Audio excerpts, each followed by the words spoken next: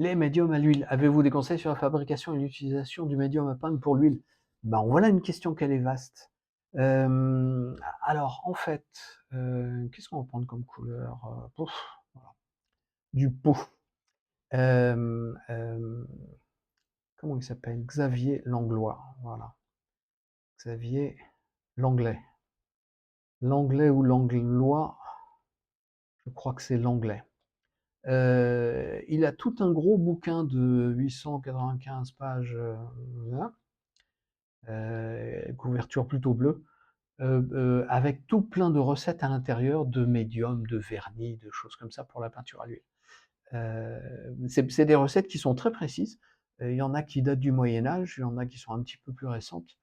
Voilà. Maintenant, une fois qu'on a lu ce bouquin-là, qu'on a même essayé des recettes, on se dit, faut peut-être qu'on simplifie un tout petit peu le travail. Euh,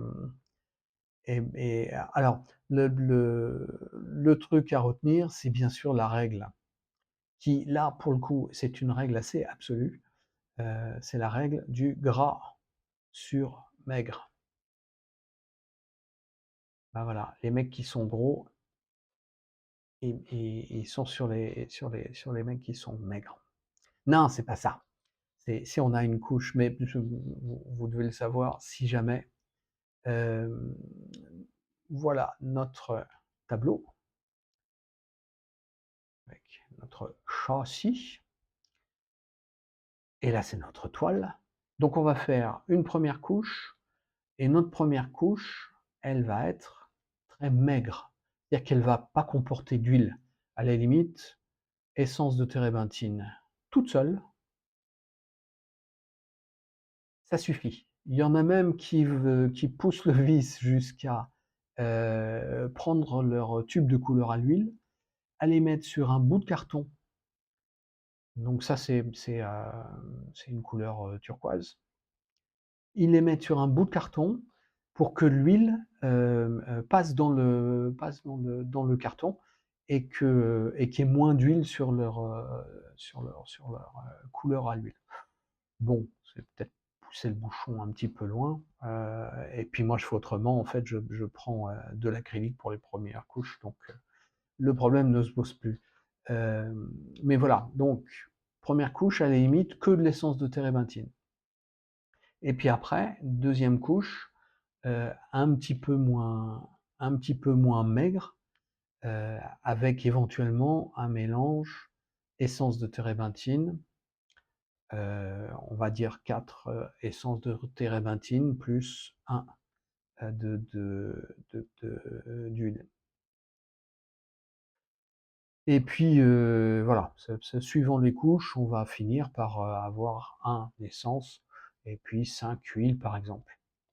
Ce qui nous fait beaucoup de pots différents pour des couches différentes. Ce qui complique un peu la situation. Alors, la plupart des peintres, ils fonctionnent comme ça. Alors, et de plus en plus autrement d'ailleurs, mais voilà. Une solution pour simplifier, c'est d'avoir seulement 3 flacons avec le premier 100% térébenthine ou bien 80-20.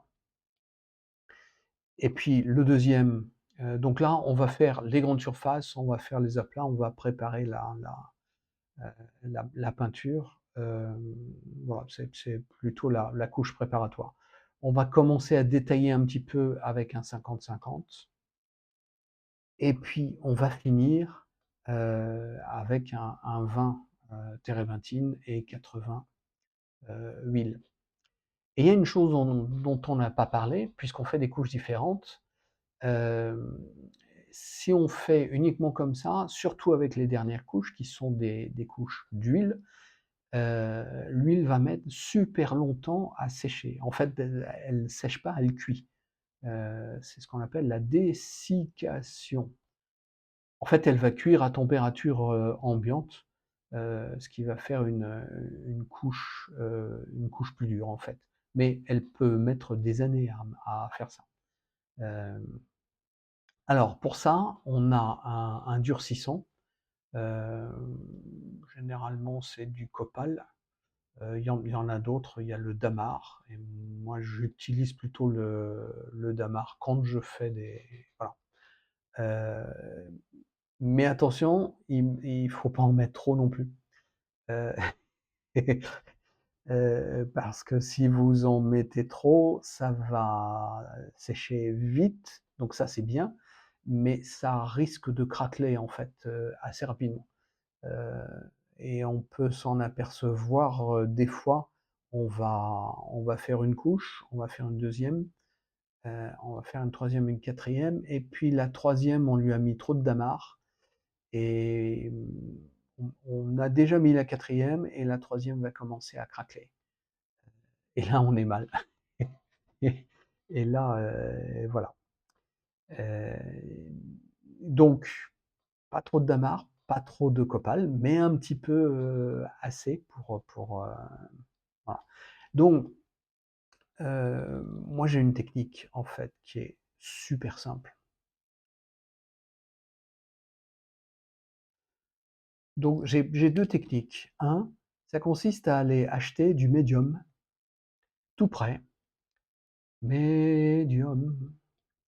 À acheter du médium tout prêt, il y a bien le je crois Toro, chez Bosner. Il est pas cher et il est plutôt bon, donc moi ça me va. Et à la limite, quand je veux faire rapide, donc ma première couche, c'est, à la térébenthine, la deuxième couche, c'est au médium et la troisième, je trempe, je fais, sachant que ma première couche, ça va être quand même, acrylique, la couche de préparation. Au médium, et la troisième, c'est médium plus huile. Et puis, basta, en fait. Sachant que assez souvent, je fais encore pire. Alors, première Alessandro Térématine et toutes les autres, je vais prendre un mélange de 1 part de térébenthine, de 2 parts de médium et puis de 1 part d'huile. Donc ça revient un petit peu à voilà. Sachant que dans le une part de médium. Sachant que dans le médium, il y a déjà du copal, du damar. Voilà.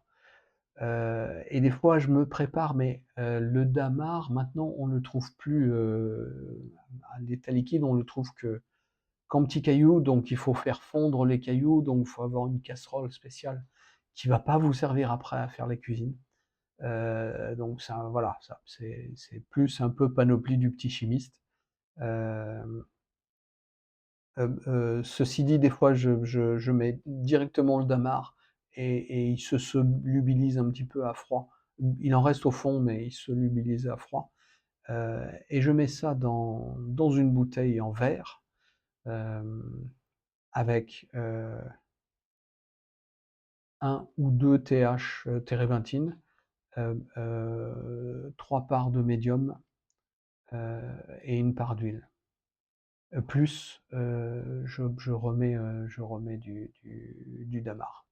Heu, un un en fait, pour une bouteille d'1 litre, j'ai mis 3 cubes de damar, 3 petits cailloux. Donc voilà. Donc en gros, il y a plein de recettes différentes. Il faut il faut les essayer. Hem, alors le meilleur moyen pour les essayer, c'est de faire des petites études.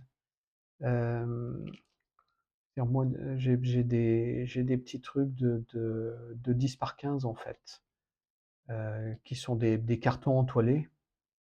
Donc voilà, et puis ça doit coûter 1 € chaque fois. Heu et puis, bah, j'en profite pour faire une petite étude. Moi, j'aime bien faire des poires, donc bah, voilà. Généralement, elles sont verticales, mes poires. Hop, je fais une poire et puis même une deuxième poire comme ça. Donc j'y passe 10-15 minutes, ça me fait un petit entraînement.